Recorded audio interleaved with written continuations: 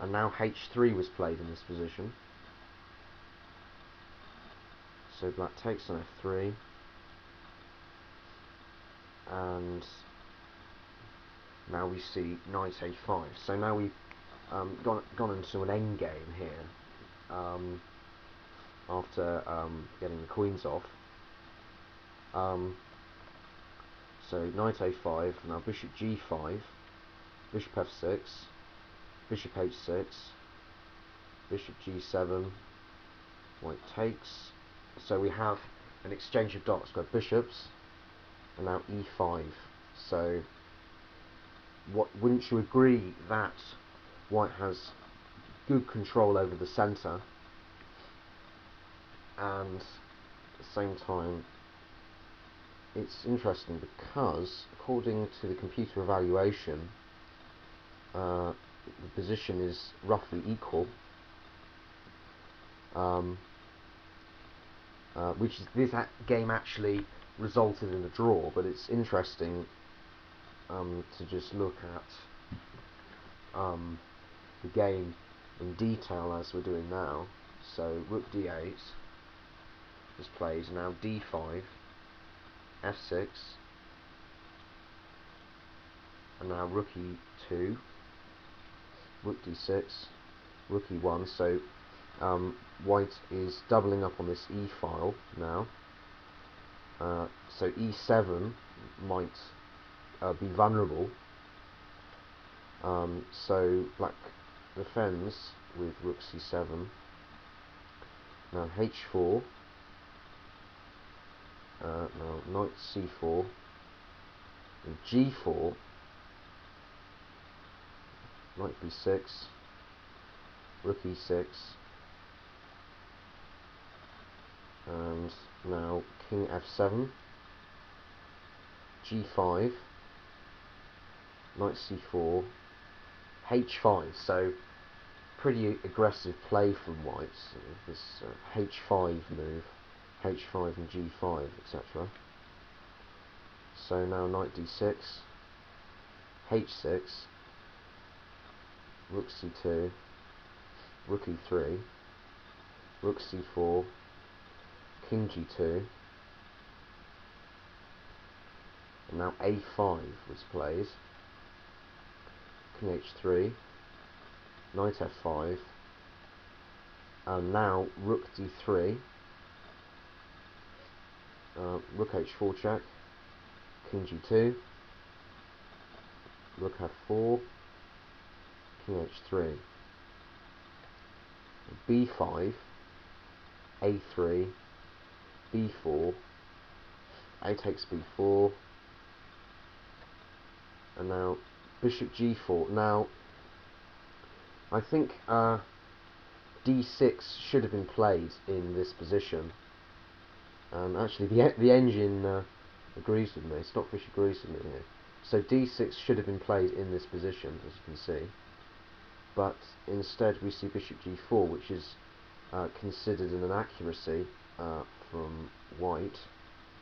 So obviously d6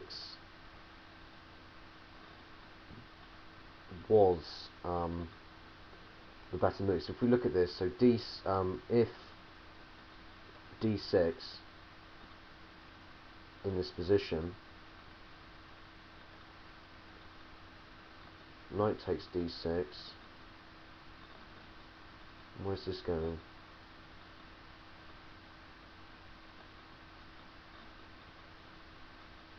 King g3,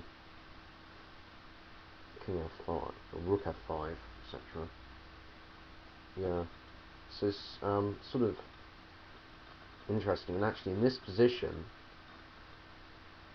it's probably a theoretical draw.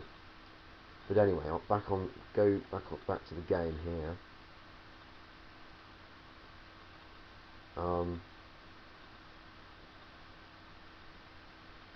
So black takes on f2, and white takes the knight on f5. So this is also probably a mistake. And maybe White should have kept his bishop, his light square bishop on the board with, I don't know, bishop d1, yeah, which is recommended by the engine.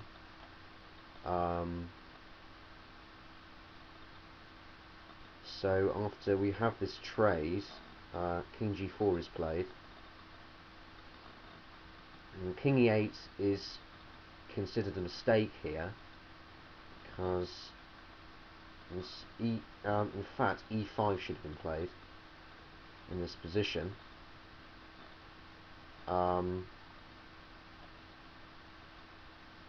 So e5 was an alternative. So if e5, obviously d6. So anyway, we won't go into that. So obviously e5 should have been played in this position, but instead we see king e8, now rook d4, b3, king g3. Now obviously a better move would have been something like rook b4, so getting behind this pawn. So instead we see king g3, king f7, king g2, and actually this game resulted in a draw.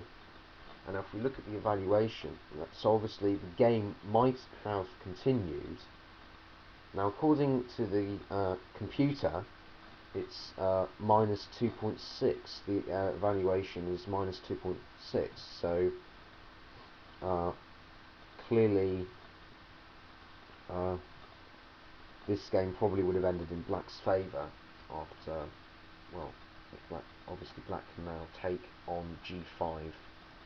So if we look at this, if black takes on g5, it looks pretty lost in this position for white. But anyway, that's obviously the queen's gambit can lead to interesting positions.